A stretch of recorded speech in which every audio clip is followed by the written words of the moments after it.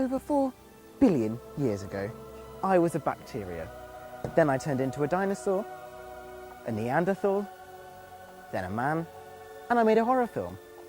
Today, I'm going to tell you how to make the perfect horror film, using a bunch of interviews, vox pops, and just tell you basically all the fundamentals about horror films today. You don't know the thing. Whether it would be Bram Stoker's Dracula or George A. Romero's Diary of the Dead, horror films... Since film began, filmmakers have always been trying to scare their audiences in different ways. So like Dracula in the 1930s to the Video Nasties in the 1980s, up to the present day with the Saw franchise. Do you think horror films need to use major Hollywood stars in their productions? Je pense pas que ce soit la chose la plus importante, mais si ça peut aider des gens, ça peut attirer des gens à venir voir le film, pourquoi pas, mais je pense pas que pour que ce soit un bon film d'horreur ou même un bon film en général, il y ait des grandes stars hollywoodiennes qui jouent dans le film. Mais bon, ça peut être un outil marketing très efficace, donc pourquoi pas. No, I don't think they do, because it's less scary if you have a Hollywood star. Because if, say, like you had Jack Black, you just keep thinking Tenacious D and not like, you know, horror. It just doesn't really. It's not scary. Yeah, I guess so. Like to up the film.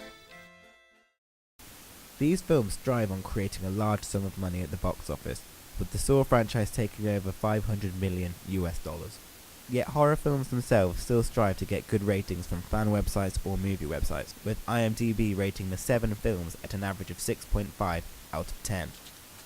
Video nasties were a huge issue in the 1980s. They compromised with a low budget, poor acting and poor storyline to focus on the horror and gore aspect of the film.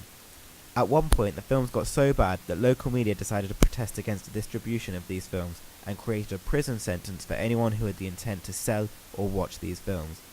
News reporters carried out surveys on local school children, saying that they had seen about 3 out of 5 of the video nasties. When interviewing children, the news reporters used fake film names to see if the children would conditionally react to the film. How do you think French horror differs from the rest of the world? Je pense pas qu'il y ait tellement de différences que ça entre les films d'horreur français et les films d'horreur internationaux. Peut-être que l'horreur est plus portée sur l'aspect psychologique, pour par exemple le film Martyr, Irréversible ou Haute Tension. Mais sinon, à part ça, je pense pas qu'il y ait vraiment beaucoup de différences. Do you think film reviews and ratings help towards a film promotion? Oh oui, je pense que ça aide beaucoup, parce que les gens, avant d'aller voir un film, forcément, ils vont lire soit les critiques d'abord, voir si ça les intéresse, et puis ils vont lire les synopsis. Après, je pense pas qu'on puisse se baser que des critiques non plus. Il faut aussi voir le film par soi-même. Mais bon, oui, ça peut être utile de lire les critiques, etc. Ou même regarder la note sur IMDb avant de voir le film et lire les critiques de ceux qui l'ont vu. Oui, ça peut être utile. What's your view on horror films? Les films d'horreur, j'aime bien les films d'horreur. Je trouve ça marrant d'être surpris au cinéma. Enfin, je préfère l'horreur, les films d'horreur un peu plus, comme je disais, psychologiques, plutôt que les films d'horreur où il y a quelque chose qui saute à la figure, dans le genre Scream, Rec, ou tout ce genre. Les films d'horreur modernes.